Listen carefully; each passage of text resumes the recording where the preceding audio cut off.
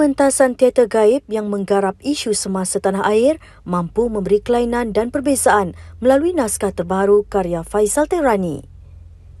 Teater gaib yang mendapat sentuhan pengarah Fashali Fazli dengan kerjasama Fakulti Teater Aswara itu dijadualkan berlangsung selama 4 hari bermula 8 sehingga 11 September bertempat di Panggung Eksperimen Aswara Kuala Lumpur. Dalam arti kata haram atau ilegal. Perlindungan rakyat sebagai akar atau hak asasi manusia. Yakni tanpa rakyat atau rakyat ada. Di sinilah adalah hamba kepada Allah dan bukannya menjadi subjek atau hamba abdi raja. Monarki baik atau hak asasi manusia. Tanggungjawab raja itu adalah sebagai pemegang amanah untuk mentadbir rakyat menurut hukum Allah, undang-undang dunia dan sama sekali bukan menurut hawa nafsu raja. Dalam buku itulah Profesor Saudat mempertahankan prinsip masyarakat moden iaitu prinsip tentang keadilan dan peraturan undang-undang. Prinsip the rule of law. Adat itu bererti para menteri dan pegawai. Di sini menjelaskan betapa bahawa seorang raja tidak boleh memerintah secara autokratik, tetapi mesti memerintah melalui prinsip perundungan atau prinsip tanggungjawab bersama. Terima kasih. So bila pertama kali saya dapat skrip tu, saya tengok bilangan surat ni lah. Memang agak panjang. Dan saya rasa macam ini, teater ni makan boleh sampai ke 2 jam sepatutnya. Kemudian bila saya baca dengan lebih detail dan hasrat penulis, macam yang kita tengok tadi, dialog-dialognya banyak bertelingkah, banyak sahut menyahut, sampuk menyampuk. Jadi dia tak sampai 2 jam lah. Dan pada ketika itu saya dah fikir ini proses rehearsal yang akan menjadi sangat berbeza dengan teater-teater lain yang saya pernah buat. Sebab saya perlukan pelakon yang bukan sahaja boleh bercakap, boleh melontarkan dialog, tetapi boleh mendengar dalam masa yang sama, boleh mendengar rakan lakon lain untuk berdialog. Sebab dia kena sambut tepat pada waktunya sebelum pelakon lain mengucapkan kata dialog yang seterusnya. Dan juga saya berpeluang, saya minta kebenaran lah, sebab yang menulisnya adalah orang yang bahasanya bahasa tinggi kan. Jadi saya berbincang dengan Faisal, saya tanyakan skrip ni memang sedap dibaca dan ada aksi-aksi pentas yang menarik untuk ditonton, tetapi bila kita dengar dialog diucapkan ni macam bahasa dalam buku. Jadi saya minta kebenaran untuk boleh tak kalau saya sunting sedikit supaya perkataan-perkataan yang disebut ni sedap didengar, sedap untuk dipentaskan, sedap untuk ditelan, dikunyah oleh pelakon. Jadi saya sunting, dan masa saya sunting tu kemudian saya memahami dengan lebih mendalam lah tentang naskah ini, tentang karakter, tentang setiap butir perkataan yang diucapkan tu. Sebab saya perlu sunting dengan berhati-hati, tak nak hilangkan keaslian daripada penulis tu. Dan ada juga beberapa perkataan yang memang saya simpan perkataan tu biar dia maybe kurang didengari orang, tetapi mungkin ini hasrat penulis yang memang nak membawa perkataan ini keluar supaya digunakan selalu, macam buku langka, apa lagi, buku gengsi dan sebagainya lah. Nanti kalau tonton teater ni akan dengar perkataan-perkataan yang lebih asing. Jadi saya cuba nak kekalkan itu. And then itu bekerja dengan naskah, and then bila bekerja dengan pelakon pula memang ada satu pendekatan yang berbeza lah. Kita clearkan semua blocking dulu, kemudian baru saya dapat pergi kepada karakter, dan saya biarkan pelakon-pelakon saya untuk cari dulu karakter sendiri semasa saya memvisualkan aksi-aksi lakon atas pentas lah. Dan alhamdulillah pelakon-pelakon saya banyak yang semuanya committed, hafal skrip awal walaupun sangat mencabar. Betul, skrip ni sangat mencabar untuk dihafal. Nanti mungkin diorang boleh tambahlah tentang perkara ni. Dan kita pun masa agak pendek kan, kita tak boleh rehearsal terlalu panjang sebab ramai pelakon-pelakon kat sini, laris, ada komitmen-komitmen yang lain. Jadi kita terpaksa memendekkan waktu rehearsal, tetapi menggunakan setiap masa rehearsal tu dengan baik lah. Kalau dalam naskah tempatan kita, ya, kita seperti mana yang telah saya sebutkan tadi waktu sidang media tadi, ada naskah contohnya Wira Bukit, ya, oleh Datuk A. Samad Said Sasuan Negara. Kita juga pernah ada drama Uda dan Dara, ya, walaupun saya katakan tadi cairnya politiknya itu, tapi kita juga ada Tamu di Bukit Keni oleh Sasaran Negara Usman Awang juga. Jadi naskah-naskah ini adalah naskah-naskah yang kita boleh rujuk sebagai political, ya. Jadi saya rasa pada hemat saya agak senjang, agak lama sebenarnya dunia pementasan kita terabai dengan naskah-naskah politikal, sebab ada suatu era pada suatu waktu tu kita banyak menumpukan perhatian kepada naskah-naskah musical, ya.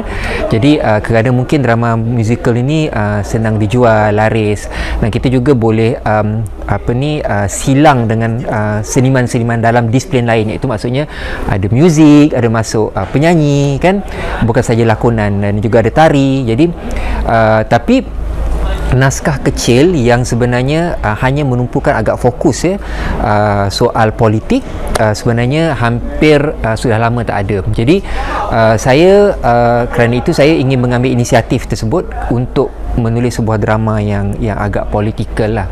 Jadi beza dia ialah satu, naskah-naskah politik sebelum ini dia merakam ataupun mendokumentasikan era politik, sosiopolitik pada zaman tersebut, ya. Macam Pak Samad merakam Wira Bukit, perpecahan orang Melayu, ya.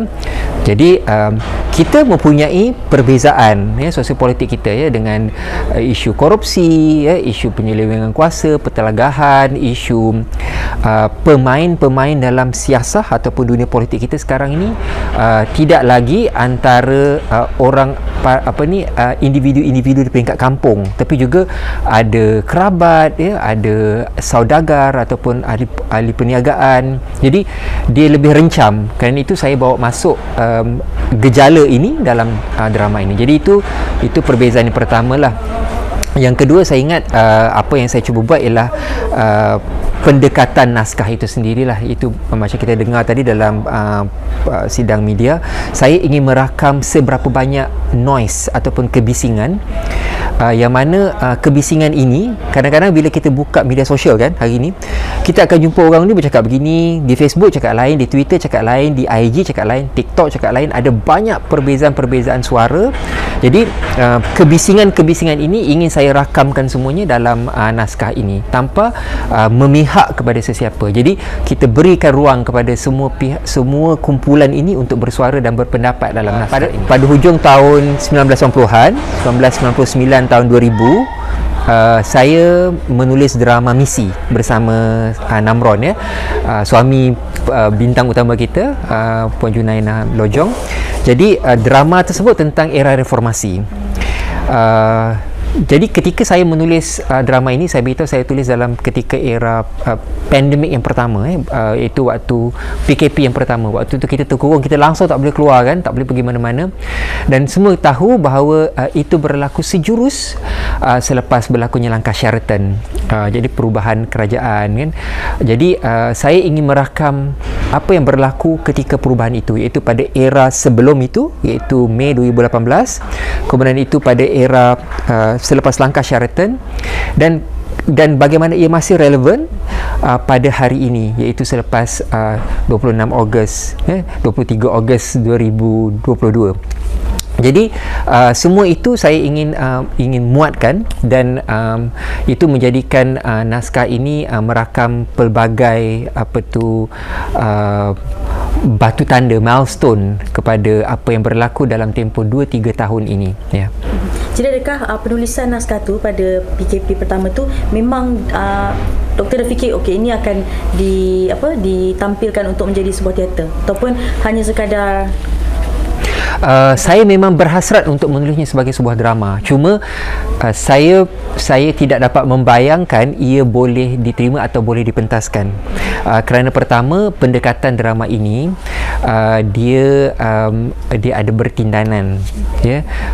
Jadi dialognya bertindanan. Jadi bukan pada semua tempat, tapi jadi saya fikir bahawa pengarah mana yang akan gila sanggup mengambil naskah ini, atau pelakon yang macam mana yang akan sanggup membawa drama ini.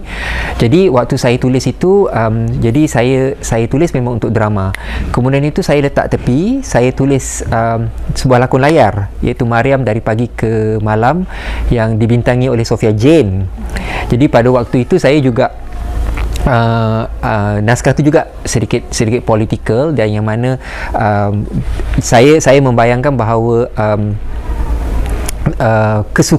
kesulitan untuk dua naskah ini, satu layar, satu pentas untuk ditampilkan, diketengahkan. Jadi waktu itu saya hanya menulis tanpa memikirkan bahawa kebolehkelaksanaan ia di atas pentas, sehinggalah apabila kita dah lega PKP dan saya ada bertemu dengan saudara Fashali. Jadi saudara Fashali waktu itu sedang mencari, pihak suara sedang mencari drama yang katanya berat. Jadi saya cuma mengisyaratkan, saya kata saya ada sesuatu, tapi saya kata belum berani sama ada pihak produksi mungkin ada daya atau tidak untuk mementaskan, kerana drama ini agak sedikit berbeza daripada drama lain, macam tu. Saya sebenarnya